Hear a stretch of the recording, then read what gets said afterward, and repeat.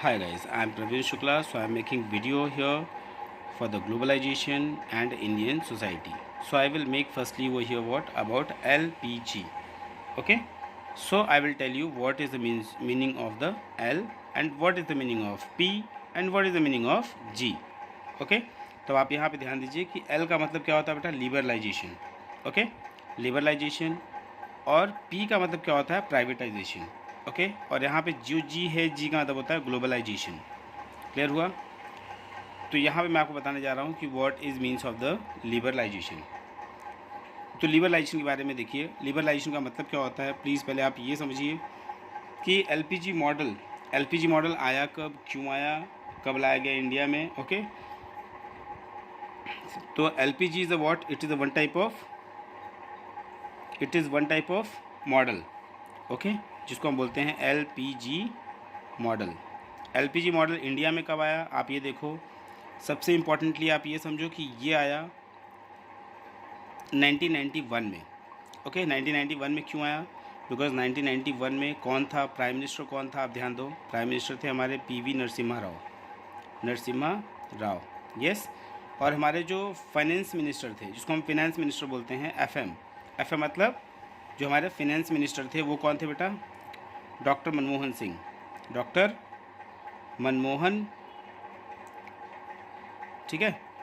सिंह. आपको पता होगा कि जो डॉक्टर मनमोहन सिंह थे वो हमारे प्राइम मिनिस्टर भी बन चुके थे. ओके, अभी भी हैं.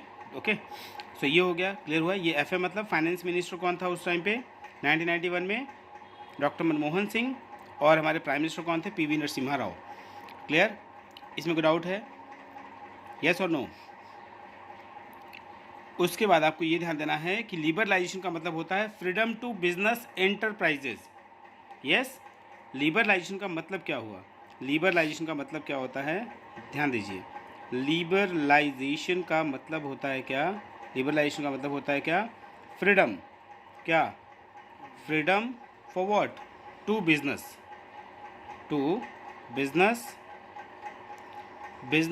एंटरप्राइजेस. Okay, enterprises. समझा कि नहीं आया? मतलब कि लिबरलाइजेशन का मतलब क्या होता है कि freedom to business enterprises from excessive government control. Okay, from excessive control. समझा नहीं आ रहा है कि इसमें गवर्नमेंट का कोई बहुत ज़्यादा रोल नहीं होना चाहिए.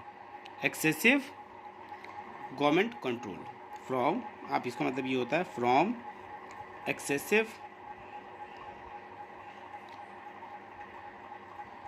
Government control. समझा कि नहीं आया? तो उसमें बहुत ज़्यादा गवर्नमेंट का कंट्रोल नहीं होना चाहिए कि कभी भी कुछ भी इंटरफेयर कर दे, ऐसा नहीं होना चाहिए. अगर ये सब चीज़ें होगा तो लिबरलाइजेशन वहाँ पे अच्छे से वर्क नहीं कर पाएगा. लिबरलाइजेशन का मतलब होता है फ्री. ठीक है, इतनी बात समझ आई कि नहीं आई? यस. सो अब आपको ध्यान देना ये है कि इन्होंने लिबरलाइजेशन का मतलब तो ये तो क्लियर हो गया, लिबरलाइजेशन का मतलब तो क्लियर हो गया. ओके, कि फ्रीडम इनको चाहिए, बहुत ज़्यादा एक्सेसिव गवर्नमेंट का कंट्रोल नहीं होना चाहिए. ठीक है, लेकिन अब यहाँ पे ये बताना है कि डी लाइसेंसिंग ऑफ इंडस्ट्रियलाइजेशन का क्या मतलब, कि डी लाइसेंसिंग मतलब लिबरलाइजेशन में ऐसे कौन कौन से इंडस्ट्रीज़ थे जिसको इन्होंने क्या कर रखा था, डिसेंट्रलाइज. मतलब डी लाइसेंसिंग मतलब उनको लाइसेंस देना ही नहीं है. ठीक है, लिबरलाइजेशन के अकॉर्डिंग. तो यहाँ देखिए कौन कौन सी इंडस्ट्री थे, तो प्लीज़ यहाँ पे ध्यान दीजिए कि डी लाइसेंसिंग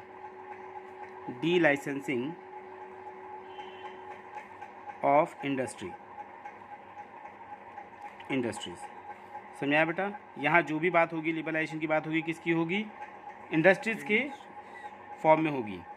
ठीक है, तो यहाँ पे आपको एक चीज़ ध्यान देना है कि जो इंडस्ट्री पॉलिसी थी 1991, अकॉर्डिंग टू, ध्यान दीजिए, अकॉर्डिंग टू इंडस्ट्री पॉलिसी कौन सी थी, industry policy 1991. According to this, okay, license required था सिर्फ और सिर्फ किसको, 6 इंडस्ट्रीज़ को, which were of social strategic importance. ठीक है, मतलब कि अगर वो ग्लोबलाइजेशन के स्तर पे आए तो इनकी आमदनी बहुत ज़्यादा हो जाएगी. समझा? वो कौन कौन से थे, एक चीज़ थी इनकी कौन सी, अल्कोहल, किसकी थी? Alcohol industry. ओके, दूसरी कौन सी थी? सिगरेट। यस, सिगरेट की। समझ में आया कि नहीं आया? और दूसरी थी इंडस्ट्रियल एक्सप्लोजिव। किसके लिए थी बेटा? Industrial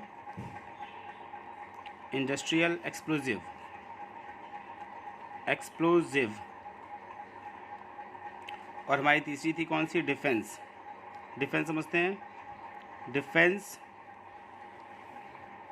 defence product and drugs and pharmaceutical. Which one? Yes, drug and pharmaceuticals.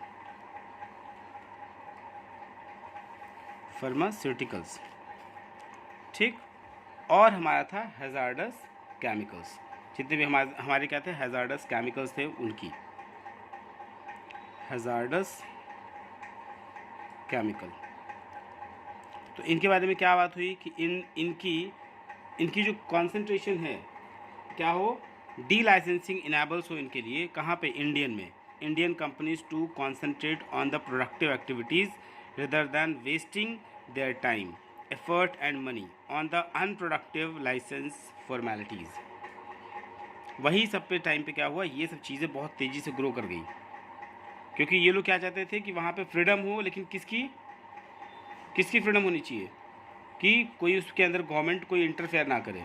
तो इसकी वजह से क्या हुआ? Alcohol, cigarette, industrial explosive, defence product, drug and pharmaceutical and hazards chemical बहुत तेज़ी से ग्रो करना स्टार्ट कर दिए, क्योंकि वहाँ गवर्नमेंट का रोल बहुत कम हो गया ना। धीरे धीरे वास्क नहीं करते थे कि कौन सी इंडस्ट्री लग रही है, क्या हो रहा है, प्रॉब्लम कैसी हो रही है। समझा? इसलिए देखा करो एसिड अटैक इसमें बढ़ गया था बहुत ज़्यादा। समझ रहे हैं? बहुत ज़्यादा अल्कोहल्स। आज देखो कम से कम नहीं तो आप अगर जाओगे तो 100% में से कम 75% बंदे ऐसे तो होंगे जो अल्कोहल करते होंगे। और सिगरेट की बात तो आप जानते ही हैं, है ना? Industrial explosive, defence product, drug and pharmaceutical, देखो हर गली गली नुक्कड़ में आपको दिख जाएंगे, है ना? और हैजार्डस केमिकल, ये सब के ऊपर इन्होंने क्या लगा दिया? डी लाइसेंसिंग करने की बात कही थी। लेकिन ये सब उतने ही तेज़ी से क्या हो गए? ग्रो करते गए लिबरलाइजेशन में, जिसकी वजह से क्या हुआ? ये सब के सब क्या हो गए? बहुत तेज़ी से मार्केट में अपना मार्केट बनाने लगे। समझ में आया कि नहीं आया? यस। लेकिन ये सब बहुत तेज़ी से एफडीआई भी लाए। एफडीआई मतलब समझते हो? Foreign direct investment. ये लोग जो है एफडीआई बहुत तेज़ी से लाए। समझा?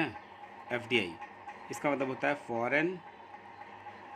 Foreign direct investment. इसके बारे में मैं आपको नेक्स्ट क्लास में बताऊंगा कि what is FDI. Okay, foreign direct investment. समझाया कि नहीं है? यस। इतनी बात क्लियर हो गई आपको? Yes. And in this case what happened? Liberalisation of foreign technology imports होने लगे। यस, क्या होने लगा? लिबरलाइजेशन। मैं एल लिख रहा हूँ तो समझ जाना लिबरलाइजेशन है। Liberalisation of foreign technology imports होने लगे। ये हो गया फॉरेन। आपको पता ही है ये जो आपका अभी कौन सा वो हेलीकॉप्टर वगैरह हम लोग लेके आए थे ना, कौन सा लेके आए थे? हाँ, अपाचे वगैरह लेके आए ना ये सब। और ये क्या है? टेक्नोलॉजी। हम लोग बाहर से क्या लेने लगे? टेक्नोलॉजी भी लेने लगे। और ये सब इंदिरा गांधी वगैरह के समय में क्या था? सब बैन था। समझा? ये क्योंकि एलपीजी हमारा कब आया? 1991 में आया। तो एलपीजी जब 1991 में आया तो उस टाइम पे ये सब चीज़ें क्या हुई? स्टार्ट हुई। फॉरेन से सारी चीज़ें लेके आना, ले जाना, कहीं क्राइसिस हुआ, कहीं प्रॉब्लम हुआ तो सब करना है सब चीज़ें। ठीक है? समझ में आया कि नहीं आया? फिर उसके बाद में ध्यान दीजिए liberalisation of foreign technology imports में यहाँ पे जो टेक्नोलॉजी थे हमारे वो 1991 liberalisation the import of the foreign technology in order to bring about technologies improvement in Indian industry. जैसे पहले हम लोग हल का यूज़ करते थे गांव में, जो कि एग्रीकल्चर लैंड पे ना हम लोग हल वगैरह यूज़ करते थे। हल समझते हो? अब आज हम लोग टेक्नोलॉजी यूज़ करते हैं ट्रैक्टर के थ्रू, और उसको हम क्या करते हैं? आगे की तरफ मूव ऑन करवाते हैं। पहले हम लोग बैल यूज़ करते थे, आज हम लोग ट्रैक्टर यूज़ करते हैं। थ्रेशर समझते हो, थ्रेशिंग करना, समझा, जिसको विनोइंग वगैरह सब करते हैं, तो वो सब भी हम किसके थ्रू करते हैं, किसके थ्रू करते हैं, टेक्नोलॉजी के थ्रू, जिसको बोलते हैं क्या, जो ये सब क्यों आया, क्योंकि ड्यू टू लिबरलाइजेशन आया, फ्रीडम हो गया ना, तो नई नई टेक्नोलॉजी आनी स्टार्ट हो गई, तो वो टेक्नोलॉजी आज हमारे एग्रीकल्चर लैंड पर भी यूज़ होते हैं। क्लियर। अब आपको पता है कि इंडिया में भी ये सब चीज़ें बहुत तेज़ी से चलना स्टार्ट हो गया due to make in India. Make in India चलना स्टार्ट हुआ कि नहीं हुआ? अभी मोदी जी बहुत प्रमोट कर रहे हैं किसको, make in India. Make in India के अंदर, मेक इन इंडिया के तहत अगर देखें तो इसका मतलब क्या हुआ कि सेविंग फॉरेन एक्सचेंज, जो हम बाहर से टेक्नोलॉजी खरीद रहे हैं, तो मोदी जी का मानना है कि भाई आप जो बाहर से टेक्नोलॉजी खरीद रहे हो वो घर में बनाओ अपने, मतलब इंडिया में बनाओ। तो मेक इन इंडिया का मतलब यही हुआ। तो सेविंग फॉरेन एक्सचेंज, इसमें क्या कहा गया मेक इन इंडिया के तहत कि सेव फॉरेन एक्सचेंज, समझाया कि नहीं है?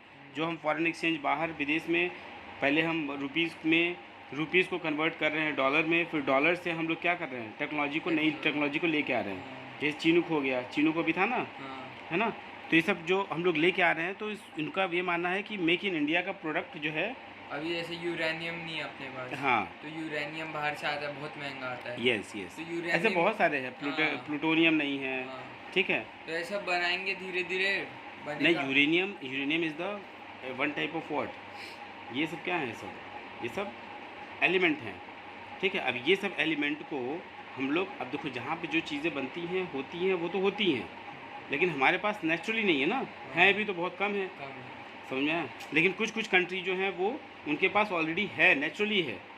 अब जैसे अरबियन कंट्री में जाओगे तो वहाँ पे तुम्हें ऑयल की मात्रा ज़्यादा मिलेगी, तो उनके पास वो नेचुरली है, ठीक है। हम लोग के पास क्या है, सिर्फ बॉम्बे हाई को ले लें तो वही बस है, बाकी और जगहों पे हमारे पास नहीं है, समझा? यस, सेफ फॉरेन, यहाँ ध्यान दीजिए, सेफ फॉरेन एक्सचेंज, जो हम लोग फॉरेन एक्सचेंज कर रहे हैं उसको हमें क्या करना है, सेव करना है। दूसरी चीज़ क्या करनी है बेटा इसके अंदर, दूसरी चीज़ आपको ये ध्यान देनी है कि building technology capacity for manufacturing, मतलब हमें ऐसी बिल्डिंग बनानी है, ऐसी टेक्नोलॉजी की बिल्डिंग बनानी है जिसकी कैपेसिटी हो फॉर मैन्युफैक्चर। यस, तो यहाँ पे क्या है, बिल्डिंग टेक्नोलॉजिकल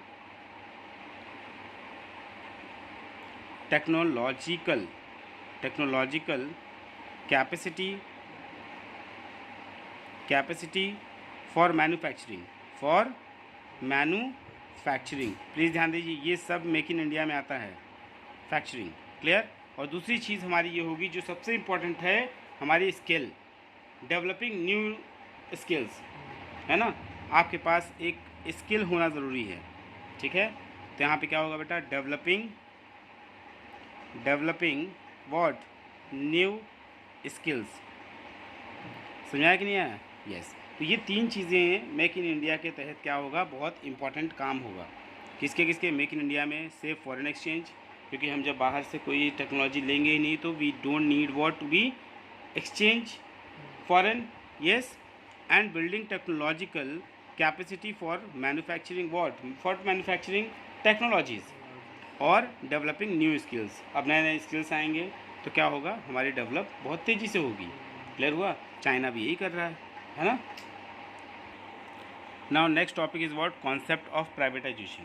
ओके, तो क्या है, आज हम बताने जा रहे हैं फिर से दूसरी चीज़ कि कॉन्सेप्ट ऑफ प्राइवेटाइजेशन। अब प्राइवेटाइजेशन का क्या मतलब होता है, जैसे मैंने लिबरलाइजेशन का देखा, वैसे प्राइवेटाइजेशन का मतलब क्या होता है कि प्राइवेटाइजेशन का मतलब ये होता है कि reduction in the role of public sector. Okay, reduction in the, क्या होता है इसका मतलब, reduction in the role of, ये सब बेटा इंपॉर्टेंट है, ये सब एग्ज़ाम में आएंगे आपके। Okay, in the role of what, public sector, clear, and increase the role of private sector, what, and increase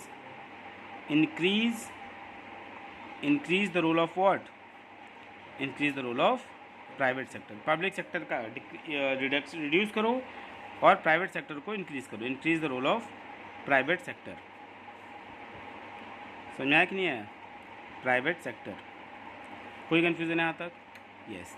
लेकिन एक चीज़ ध्यान दीजिएगा यहाँ पे कि यहाँ पे प्राइवेट सेक्टर में बिजनेस भी आ सकता है और नॉन बिजनेस भी आ सकता है, तो ना एक्टिविटीज़ इन इंडिया। ओके, तो प्राइवेटाइजेशन जो इम्पोर्टेंस गेन कर रहा है वो स्पेशली एक रिफॉर्म पीरियड के लिए ले रहा है। लेकिन कब से लेना स्टार्ट किया इसने? सिंस 1991 से। समझा कि नहीं आया? तो इसका मतलब क्यों? क्योंकि 1991 से ही हमारा एलपीजी सिस्टम, एलपीजी मॉडल यहाँ पे आया है। यस, समझ में आया कि नहीं आया? अब एक चीज़ और ध्यान दीजिए इसमें जो इम्पोर्टेंट है, कुछ ऐसी चीज़ें हैं जो dereservation of public sector है। Dereservation of public sector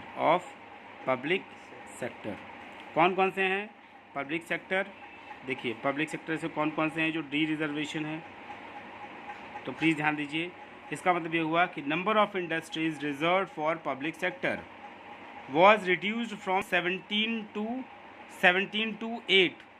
पहले 17 थे, पहले 17 थे, अब क्या हो गए? 8 हो गए। कब तक हुए? 1991 तक। समझा? जो फिर से क्या हुआ? डी रिजर्वेशन होना स्टार्ट हो गए पब्लिक सेक्टर के लिए।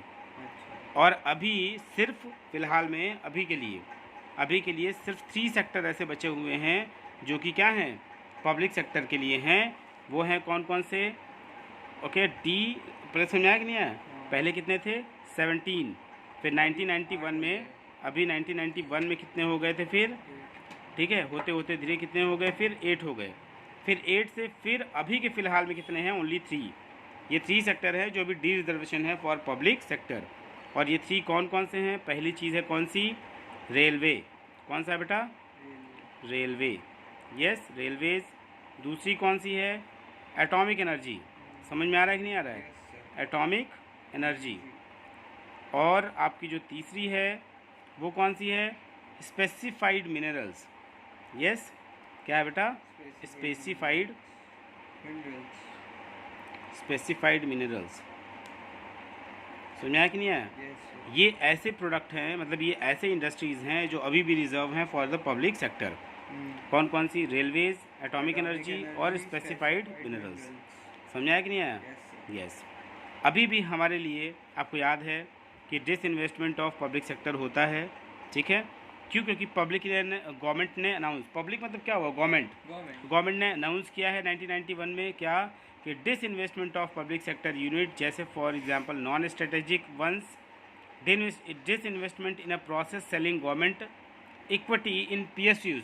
पीएसयू मतलब public service, public sector unit. Public okay, तो पीएसयूज में या फिर जितनी प्राइवेट पार्टीज़ होंगी, यस, जैसे पब्लिक सेक्टर जो यूनिट है उसमें कौन कौन है? जैसे बाल्को है, हिंडाल्को है, सीएमसी है, बीएसएनएल है, ये सब है, ठीक है?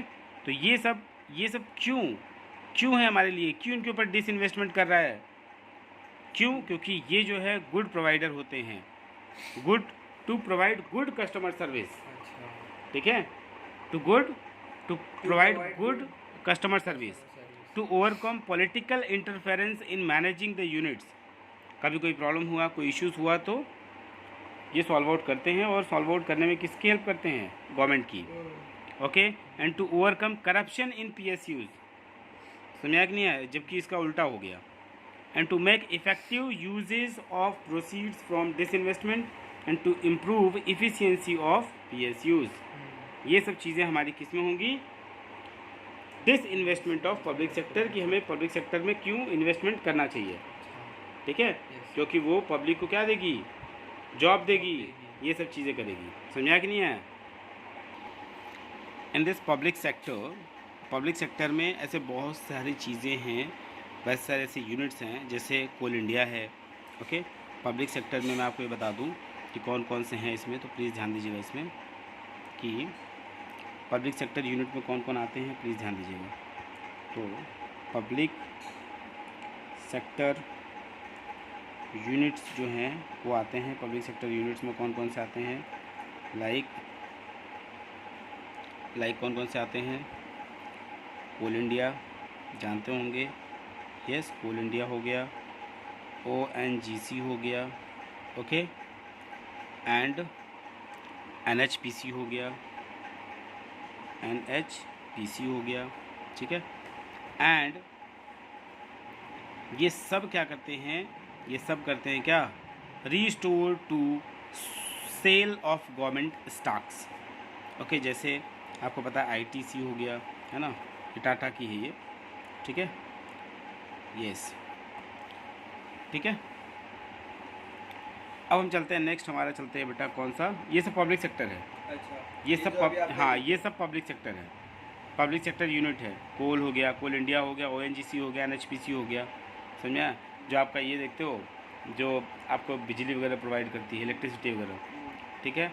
जो आपकी रेलवे है, CRCT, ये भी क्या है, हाँ IRCTC, ये भी हो गया, ठीक है।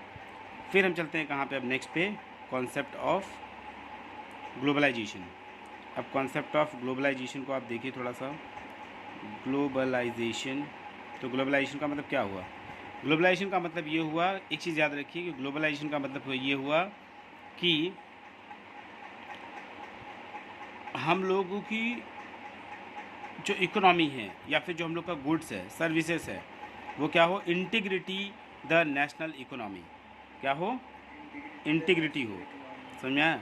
मतलब सबको एक जैसा लगना चाहिए, इंटीग्रेट, जो हम लोग बोलते हैं ना, वसुधैव कुटुंबकम, हाँ, तो इसका मतलब ये बात ग्लोबलाइजेशन में आपको दिखेगा कि ग्लोबलाइजेशन में आपको वसुधैव कुटुंबकम की कॉन्सेप्ट दिखाई देगी। अच्छा, जो हम लोग बोलते हैं ना, पूरा हमारा विश्व जो है क्या है, हमारा घर घर है ना। हाँ, तो ये ग्लोबलाइजेशन में दिखी। इसमें क्या दिखेगा बेटा, integrity the national economy, integrity the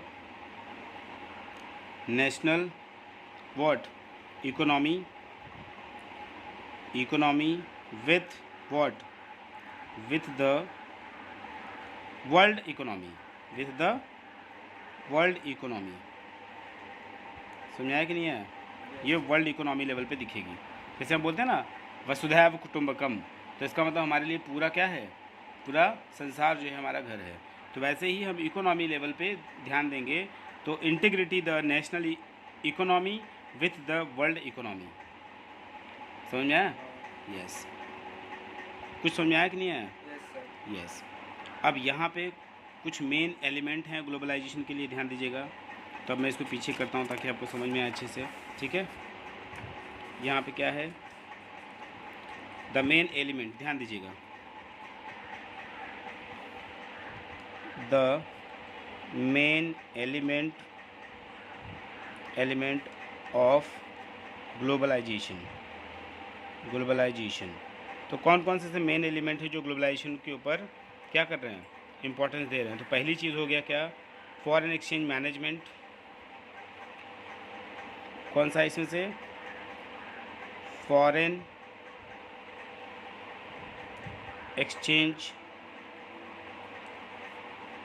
management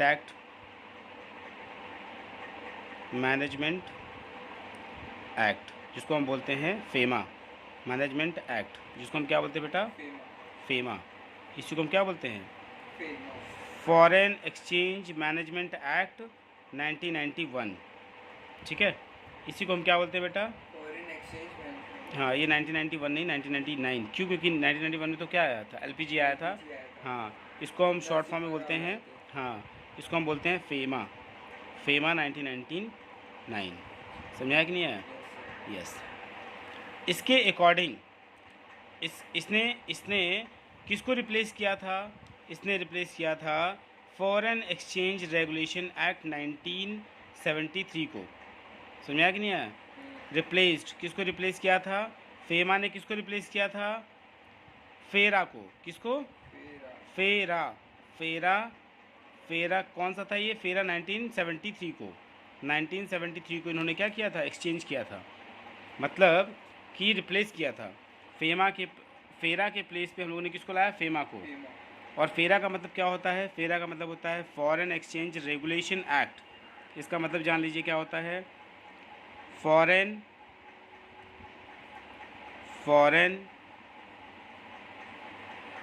exchange, समझा, फॉरेन एक्सचेंज, ये है रेगुलेटिंग, समझा, रेगुलेशन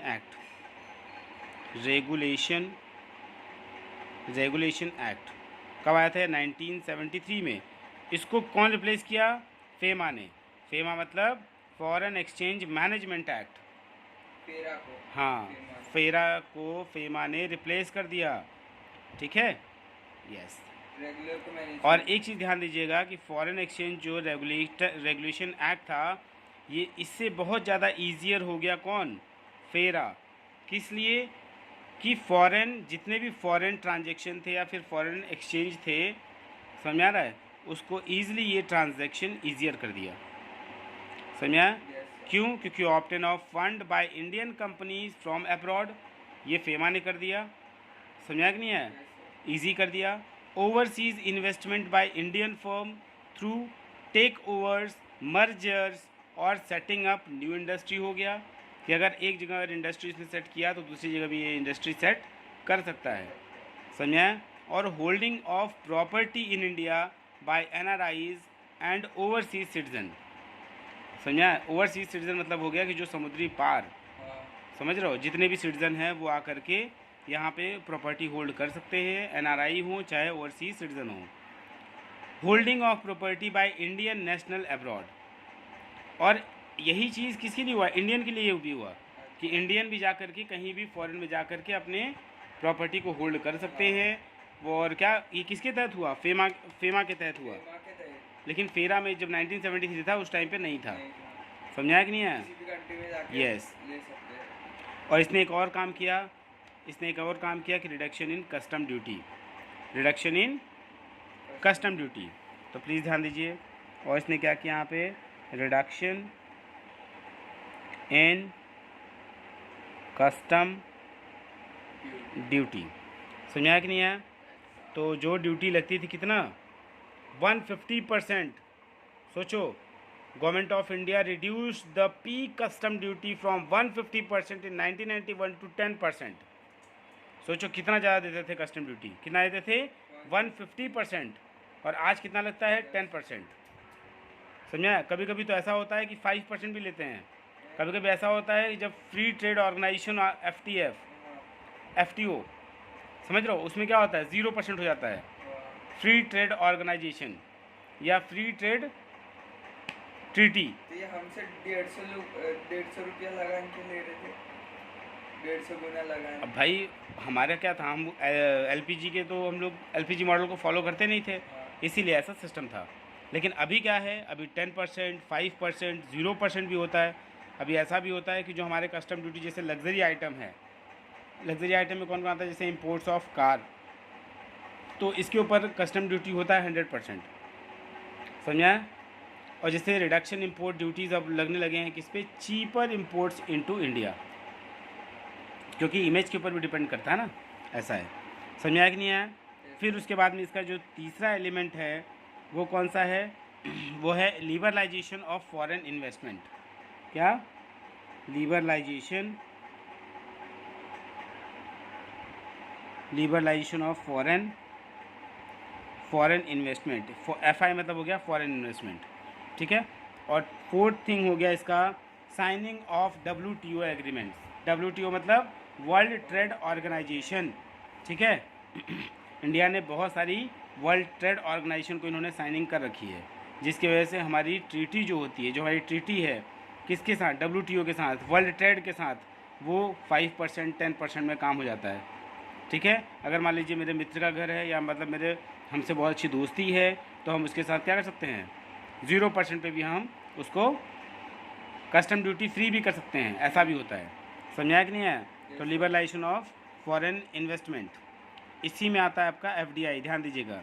तो the government of India has liberalised foreign investment. ठीक है। And portfolio investment. ध्यान दीजिएगा, एक होता है FDI, इसमें दो तरीके से होते हैं, एक होता है FDI और एक होता है FPI। क्या होता है? FDI और FBI। FPI, FPI। हाँ, फॉरेन डायरेक्ट इन्वेस्टमेंट, और एक होता है फॉरेन पोर्टफोलियो इन्वेस्टमेंट। अच्छा। समझाया कि नहीं है? Yes, FPI foreign portfolio investment, foreign direct investment. समझाया? और एक हमारा जो फोर्थ है वो है साइनिंग ऑफ व्हाट? WTO मतलब वर्ल्ड ट्रेड ऑर्गेनाइजेशन के साथ जो जो साइन किए हैं या फिर एग्रीमेंट्स, समझाया कि नहीं आया? यस। तो यहाँ पे ध्यान दीजिए कि इंडिया ने बहुत सारी साइन कर रखी है number of WTO agreements in order to expand India trade worldwide. ठीक है, WTO के साथ बहुत सारा एग्रीमेंट इन्होंने साइनिंग कर रखी है। क्यों? क्योंकि इंडिया का ट्रेड वर्ल्ड वाइड हो जाए। जैसे पहला इन्होंने साइनिंग कौन कौन सी वर्ल्ड ट्रेड के साथ की है? ट्रिप्स। ट्रिप्स का नाम सुना आपने? ट्रिप्स। ट्रिप्स का मतलब होता है trade related intellectual property rights. Trips का मतलब क्या होता है? प्लीज़ ध्यान दीजिए। ट्रेड रिलेटेड, ध्यान दीजिएगा, ट्रेड रिलेटेड, आई फॉर क्या होगा? आई फॉर होगा intellectual properties, intellectual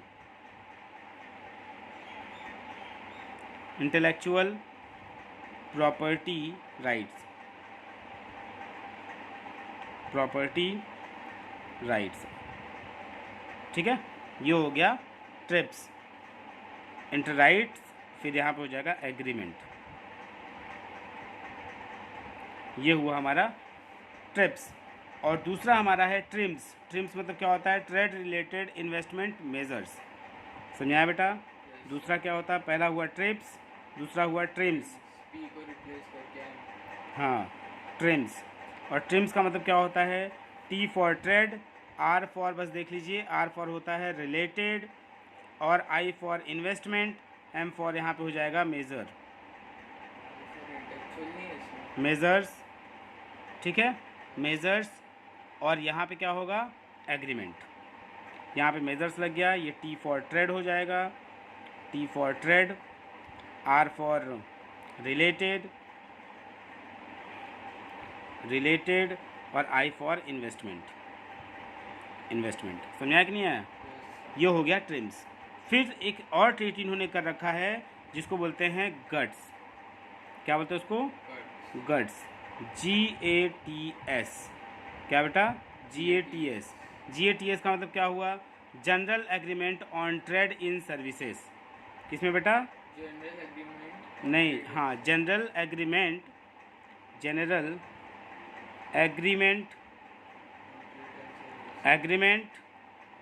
agreement on trade in service, समझा कि नहीं है? यस। और एक और ट्रीटी हो रखी है, उसका नाम है एग्रीमेंट ऑन एग्रीकल्चर। कौन सा बेटा? Agreement on agriculture. यस, कि जितने भी इम्पोर्टेंट चीज़ें होंगी, जितने भी एग्रीकल्चर के लिए नए नए टूल्स आएंगे, वो सब हमको मिलने चाहिए, हमको पता चलना चाहिए। Agreement on agriculture, yes, agriculture. समझाया कि नहीं है? यस। तो ये हमारे लिए इम्पोर्टेंट चीज़ें हैं इसमें, समझाया? Now important is what? Impact of globalisation. अब इम्पैक्ट ऑफ ग्लोबलाइजेशन क्या होगा? प्लीज़ ध्यान दीजिए। क्या है बेटा? इम्पैक्ट। अब तो ग्लोबलाइजेशन आ गया, तो इम्पैक्ट ऑफ ग्लोबलाइजेशन क्या होगा? ग्लोबलाइजेशन। तो प्लीज़ ध्यान दीजिएगा कि ग्लोबलाइजेशन जब आएगा तो इसके दो इम्पैक्ट तो पड़ेंगे ही पड़ेंगे। पहला क्या पड़ेगा? पॉजिटिव और निगेटिव। तो पहले तो ये समझो कि globalisation is the process of interlinking national economy with the world economy. समझाया? ग्लोबलाइजेशन का मतलब समझ में आ गया? ठीक है, इंटरलिंक कर रहा है किसको? इंडियन इकोनॉमी को और वर्ल्ड इकोनॉमी को। क्लियर हो गया? लेकिन एक चीज़ और ध्यान देना कि यहाँ पे ये बताना चाह रहा है कि free flow of goods and services, labour and capital across national borders. समझाया कि नहीं है? क्योंकि यहाँ पे सर्विस, गुड्स, लेबर, सारी चीज़ें यहाँ से क्या हो रही हैं? फॉरेन जा रही हैं, मतलब इंडियन बॉर्डर के पास जा रही है। समझा गया? तो ये हो गया आपका ग्लोबलाइजेशन। तो इसके दो इम्पैक्ट पड़ेंगे बेटा, ध्यान देना। पहला इम्पैक्ट क्या पड़ेगा इसका? पॉजिटिव इम्पैक्ट पड़ेगा। पॉजिटिव, सिंपल सी बात है, कोई भी चीज़ आएगी तो दो इम्पैक्ट पड़ेंगे ही पड़ेंगे। पहला होगा पॉजिटिव इम्पैक्ट, समझा? पॉजिटिव इम्पैक्ट और निगेटिव इम्पैक्ट। और पॉजिटिव इम्पैक्ट और निगेटिव इम्पैक्ट देखिए, निगेटिव इम्पैक्ट क्या क्या पढ़ेंगे और पॉजिटिव इम्पैक्ट क्या क्या पढ़ेंगे। तो पॉजिटिव इम्पैक्ट आपके बच्चा पढ़ेंगे कौन कौन सा? पहली चीज़ benefit of reduction in custom duties. क्या हुआ, पहला चीज़ बेनिफिट मिला कि नहीं? कस्टम ड्यूटीज हाँ, रिडक्शन हो गया, रिडक्शन ऑफ, सीधा 150% से आए थे ना। हाँ 150 से 10% 10% आ गया, 55% आ गया, कहीं कहीं 0% भी हो गया, है ना? तो क्या हुआ, रिडक्शन हुआ कि नहीं हुआ? तो the reduction of what, custom duty. Custom duties. समझ आ गया आपको? कस्टम ड्यूटीज़, ये क्लियर हो गया। दूसरी चीज़ क्या बेनिफिट पड़ेगी इसकी, इतना क्लियर हो गया। पहली इम्पैक्ट क्या पड़ी, रिडक्शन ऑफ कस्टम ड्यूटीज़, ठीक है। दूसरी क्या बनेगी बेटा, benefit of FEMA 1999, FEMA, yes FEMA के बारे में मैंने आपको बताया। हाँ, फेरा से फेमा हुआ, फेरा 1973 थी और ये फेमा जो है वो 1999 थी। समझा कि नहीं है?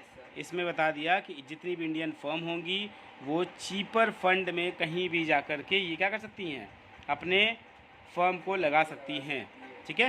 अरे नहीं, उसमें ऐसा था ना, किसी भी कंट्री में जाके अपन खरीद सकते हैं। हाँ, होल्ड कर सकते हैं, hold यस कर यस सकते यस यस, ठीक है। फेरा में नहीं था ये। फेरा में नहीं था, ये फेमा में हो गया ऐसा, ठीक।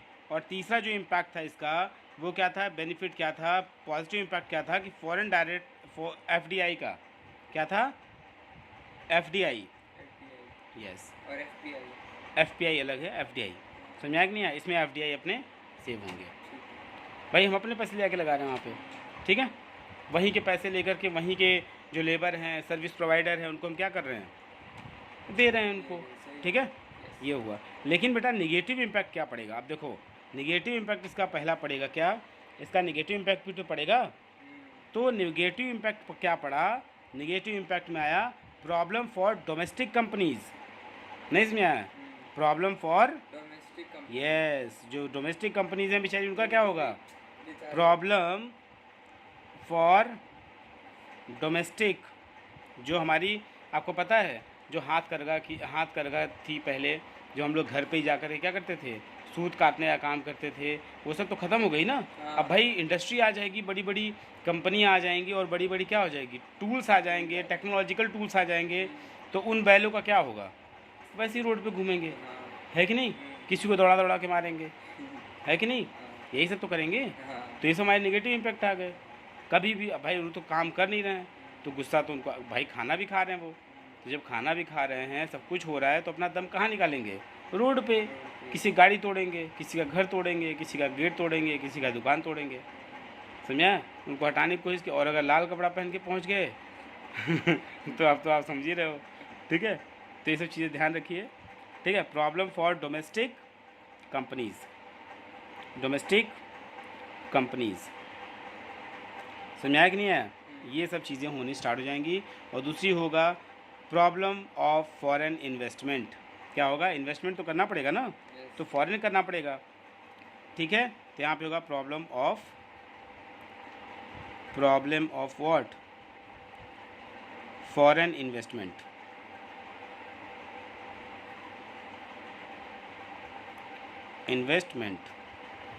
और तीसरी हमारी प्रॉब्लम आएगी problem of foreign technology, yes, problem of foreign technology. कैसे, ये अब देखो मन में क्वेश्चन आएगा, सर टेक्नोलॉजी का क्या इशू कैसे आएगा, इसलिए आएगा क्योंकि government has liberalise the import of foreign technology. On critics point out the foreign technology may not suit to Indian condition. Again there is a possibility of over dependency on foreign technology. फिर तो हम क्या हो गए, over dependency हो गए। भाई यहाँ पे तो सूट है ही नहीं है, सूट करने लायक है ही नहीं है, तो फिर उनको चलाने के लिए हमें फॉरेन एक बंदा तो रखना पड़ेगा ना, जिसको वो कंपनी चलाने आती होगी, और वो क्या होगा, खूब ज़बरदस्त दबा के पैसा लेगा वो, समझ रहे हो, क्योंकि उसके मोनोपोली हो जाएगी। यस, बोलेगा भाई नहीं चलाना है तो कोई बात नहीं, ठीक है। और प्रॉब्लम ऑफ फॉरेन इन्वेस्टमेंट का कैसे होगा, क्योंकि ये होगा फॉरेन इन्वेस्टमेंट इन इंडिया तो था ही, लेकिन जो प्रेजेंट एफडीआई है is allowed in several sector, however the MNCs are not very much interest in the infrastructure development project. तो इसीलिए उनको इन्वॉल्व होना ही पड़ेगा, नई नई टेक्नोलॉजी लेनी पड़ेगी, इसीलिए एफडीआई मतलब जो इनकी फॉरेन इन्वेस्टमेंट है वो बढ़ जाएगी, है कि नहीं। अगर आपको विदेशी कोई बंदे को लाके काम करवाना है तो you have to give that all the things. कौन कौन सी चीज़ें? टेक्नोलॉजी दीजिए। वो बंदा मान लीजिए शारीरिक रूप से काम नहीं कर पाएगा तो उसको आप मेंटली रूप से दीजिए काम। कंप्यूटर ला के दीजिए। अब अचानक बोल दे कोई कंप्यूटर लेने के लिए तो 40,000 45,000 का कंप्यूटर आएगा, तो तुरंत तो जेब में रखा नहीं, बस लो ये लो लेके जाओ लेके आओ, है ना। यस, तो ये सब चीज़ें निगेटिव और पॉजिटिव इम्पैक्ट पड़ती हैं ग्लोबलाइजेशन की। समझाया कि नहीं आया? Yes. Please, if you're getting all the things easily, so please you have to like and subscribe, okay, and please support us, okay. Thank you so much. We will meet on next topic, okay. Thank you.